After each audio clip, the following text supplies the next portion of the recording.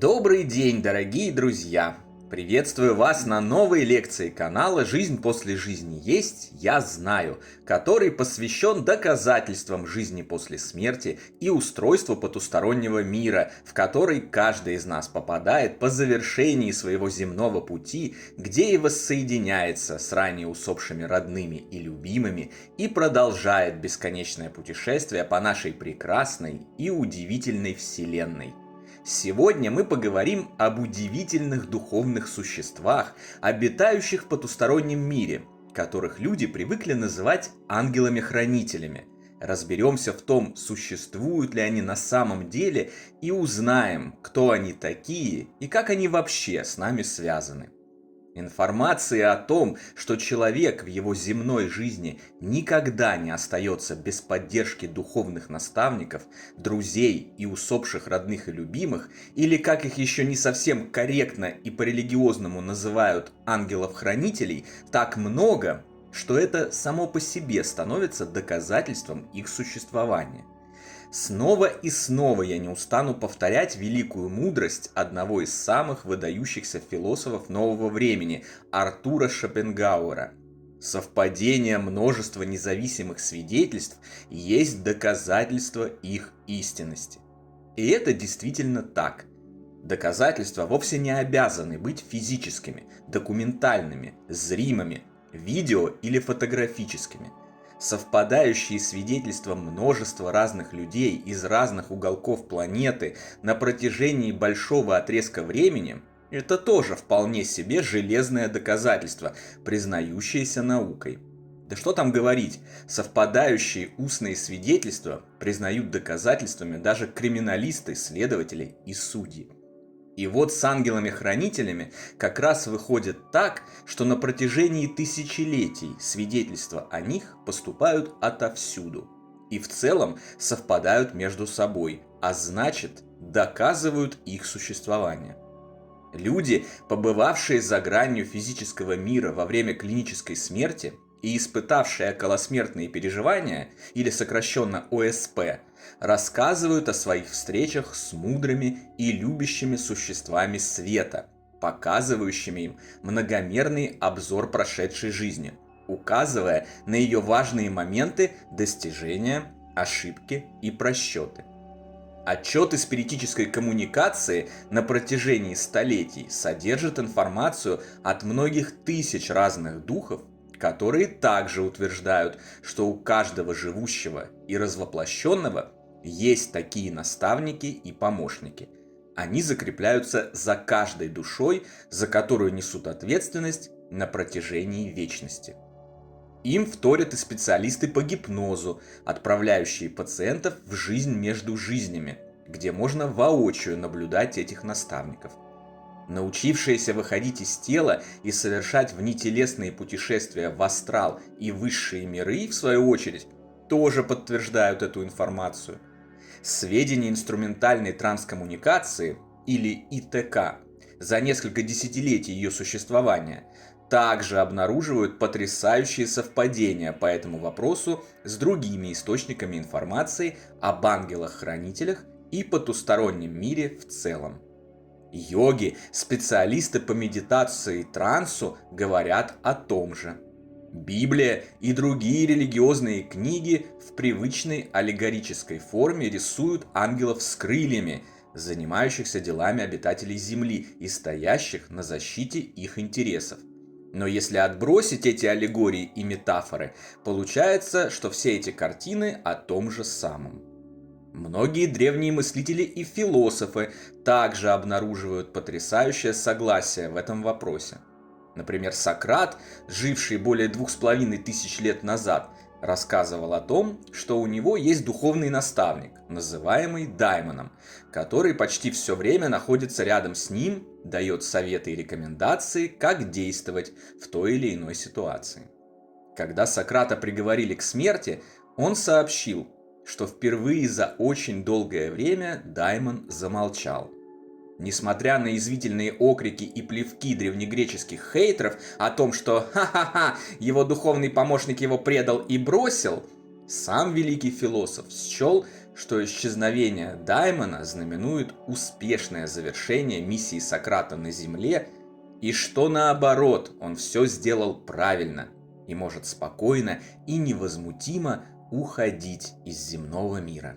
Личный опыт живущих, когда, что называется, кирпич пролетает над ухом, и мы чудесным образом спасаемся из смертельных ситуаций, исключающие какие-либо совпадения, тоже доказывает, что ангелы-хранители незримо находятся рядом с нами и помогают всеми возможными силами, буквально на руках вынося нас из любых бед, куда мы зачастую загоняем себя сами.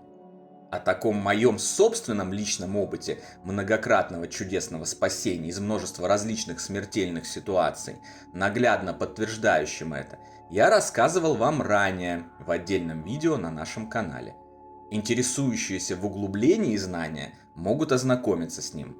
А лучше всего получить комплексные, системные знания и ответы на все свои закономерно возникающие вопросы, посмотрев весь наш бесплатный потусторонний курс целиком.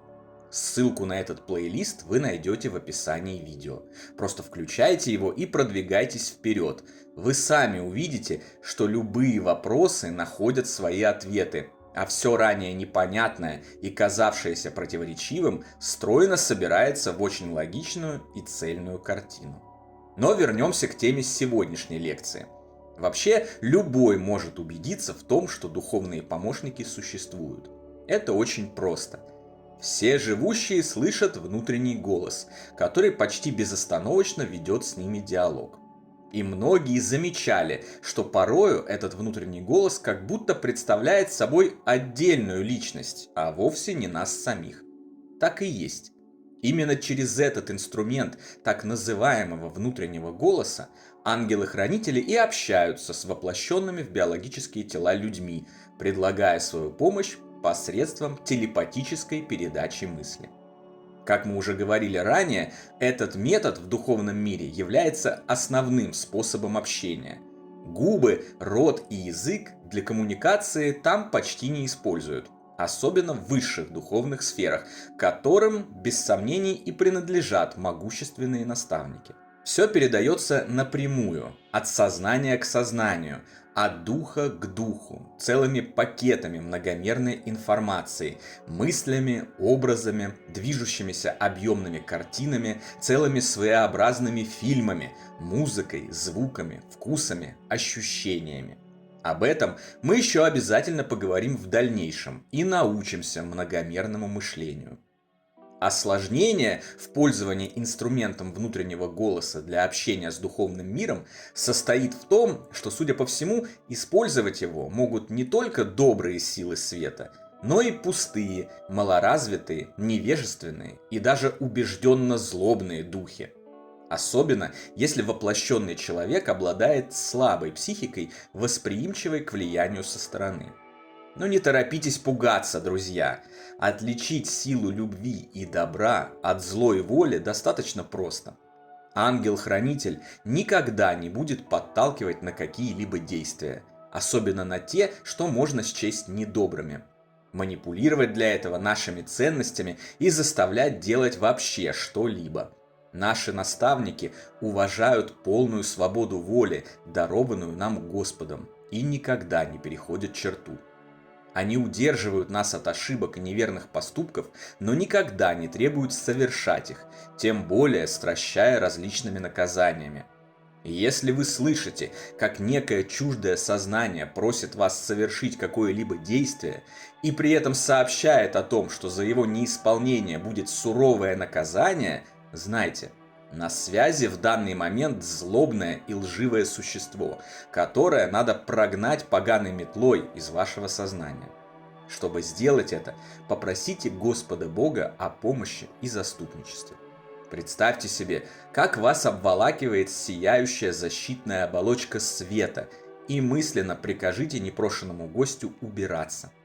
Такие гости страшно боятся божественного сияния добра и любви, поэтому разобраться с этими демонами легко, как наяву, так и в осознанных сновидениях или во внетелесных опытах. А еще лучше не ограничивайтесь только экстренными защитными мерами. а тренируйте свою психику на протяжении всей жизни. Делайте ее максимально независимой и более устойчивой к любому внешнему влиянию, как со стороны живущих людей, так и со стороны уже умерших. Независимому во всех смыслах человеку не страшны никакие напасти, что в земном мире при жизни, что во время сновидческих путешествий, что после смерти в мире потустороннем. Доктор Карл Викланд, о котором я уже рассказывал, более 30 лет занимался подобными случаями, которые по-киношному любят называть одержимостью, в своей врачебной практике и доказал, что в основном психические заболевания, такие как шизофрения, вызываются именно вторжениями непрошенных духовных сущностей и легко поддаются лечению, если знать, как это делать с позиции массива потусторонних знаний. Если же вы ощущаете, что от вашего внутреннего голоса веет добротой, любовью и принятием, он ни на чем не настаивает, а лишь предлагает рассмотреть тот или иной вариант, подумать над ним, обсудить его, удерживает от гнева, ненависти или зла и поощряет акты неравнодушия, добра и помощи другим, будьте уверены, это говорит ангел-хранитель или родной и любимый человек, не способный как-либо вам навредить и желающий только одного, чтобы вы были счастливы. И у меня есть такие наставники и хранители. Раньше я отказывался от их советов и рекомендаций, спорил с ними, словно непослушный бунтарь-подросток поступал по-своему. Результатом этого становились различные сложности и проблемы, в которые я залезал с завидным упорством, и из которых затем, как китайский пионер, с большим трудом выбирался. Нет, это не было наказанием за ослушание, а просто вполне закономерным следствием моего собственного выбора. Причем выбраться из порожденных таким выбором негативных последствий удавалось только с помощью тех, от чьих советов я же ранее и уклонялся. Как только я начал прислушиваться к тому, что мне говорят, так все сразу же и стало налаживаться. Лучшим же доказательством существования ангелов-хранителей, как и фактов продолжения жизни после смерти биологического тела, существования духовного мира в целом и обязательного воссоединения всех любящих друг друга за чертой смерти, является наша внутренняя, наитивная уверенность в этом. Если задуматься, это знание было там всегда, с самого детства, и никогда нас не покидало. На самом деле, никаких доказательств сверх этого и не требуется. Мы просто это знаем и знали на протяжении всей жизни. Великая гениальность Вселенной состоит в том, что мы никогда не остаемся в одиночестве. Рядом с нами всегда наши ангелы-хранители, наши ушедшие на ту сторону родные и любимые, и наш величественный, мудрейший, любящий Отец, Творец и руководитель всего сущего, Господь Бог. Это невероятная, всемогущая группа поддержки, для которой не существует ничего невозможного. Они готовы прийти к нам на помощь в любой момент. Все, что нужно для получения этой помощи, всего лишь открыться ей и принять протягиваемую нашими заступниками руку. На сегодня это все, дорогие друзья. Спасибо за то, что досмотрели видео до конца и открылись новым знаниям. Спасибо за вашу поддержку, добрые слова и за то, что мы вместе. На следующей лекции мы поговорим о хроническом невезении и ошибочном его восприятии многими людьми как факта отказа духовных сил помогать и поддерживать. Узнаем истинные причины такого невезения и разберемся, как их преодолеть и навсегда вернуть удачу, успех и изобилие в свою жизнь. Жду вас послезавтра на нашем канале и желаю вам всего самого лучшего, прекрасного и замечательного.